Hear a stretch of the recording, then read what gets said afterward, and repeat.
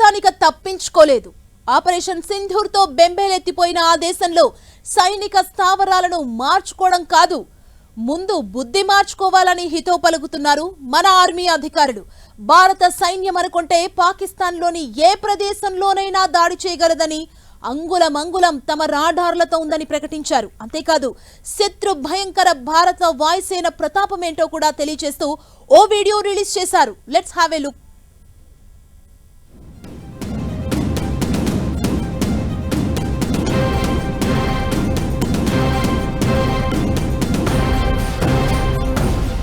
పాక్లో ప్రతి అంగుళం పైన దాడి చేయగలం,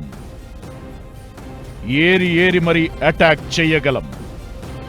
ఇండియన్ ఆర్మీ శక్తి సామర్థ్యాలను రుజువు చేసే మరో వీడియోని రిలీజ్ చేసింది ఇండియన్ ఎయిర్ ఫోర్స్.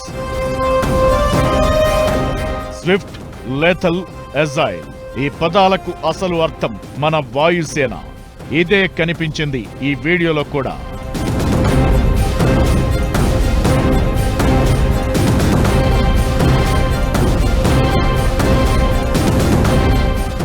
అంగుళం కూడా గురి తప్పని కౌశలం, శత్రుదేశపు రాడార్లు కళ్లుగప్పే చాకచక్యం. రాఫెల్ నుంచి కార్పెట్ బాంబింగ్ జరుగుతుంటే అలా చూస్తుండిపోవాల్సిందే. వీడియో చూస్తుంటేనే గూస్ బంప్స్ అంటుంటారే, అది ప్రత్యక్షంగా అనుభూతి చెందుతారు. ముఖ్యంగా రాఫెల్ ఫైటర్ ఫుల్ 360 డిగ్రీస్ లో ఓ టర్న్ కొట్టి దూసుకుపోతుంటే.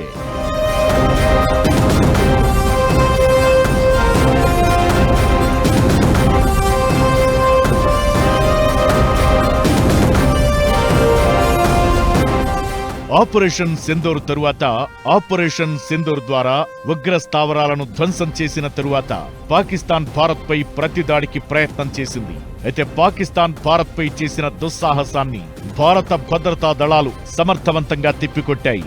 డ్రోన్లు, క్షిపణులను కూల్చేయడంతో పాటు వారి కీలక సైనిక స్థావరాలను ధ్వంసం చేశాయి.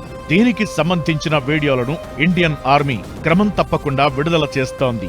నేవీ, ఎయిర్ ఫోర్స్, సోల్జర్లు ఆపరేషన్ సింధూర్ చేసిన వైనాన్ని విడుదల చేస్తోంది. ఇదే క్రమంలో అసలిప్పుడు పాకిస్తాన్ మొత్తం ఇండియన్ ఆర్మీ రాడార్లో ఉందని అనుకుంటే మొత్తం పాకిస్తాన్ ని కూడా దాడి చేయగలమని army air defence DG lieutenant general Sumer Ivan D'Cunha చెప్పారు.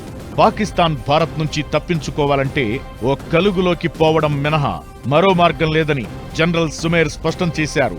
ఈ మధ్యనే పాక్ తన ఆర్మీ బేస్ ని రావల్పిండి నుంచి ఖైబర్ పఖ్తూన్ఖ్వాకి తరలిస్తుందనే అంశంపై ఆయనలా స్పందించారు.